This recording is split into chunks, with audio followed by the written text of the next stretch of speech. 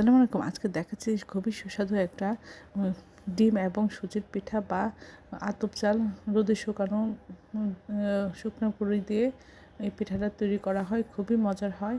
এখানে একটা ডিম এবং ১ কাপ চিনি, সামান্য একটু লবণ দিয়ে আমরা খুব ভালো করে ফেটিয়ে নিয়েছি।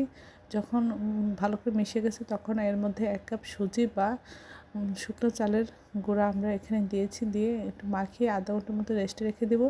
তারপর ১ চামচ করে নিয়ে আমরা এভাবে ২ পাশে একটু চিকন করে মাঝখানে মোটা রেখে পিঠা শেপে তৈরি করে আমরা লো হিটে ভেজে নিব।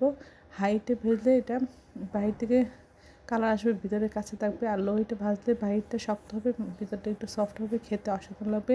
এটা বাচ্চাদের টিফিন এবং বিকেলে নাস্তায় খুবই অসাধারণ লাগে।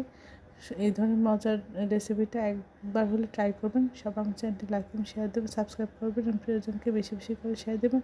আমার চ্যানেলে সব রকম রান্নার রেসিপি রয়েছে, আশা করি দেখবেন।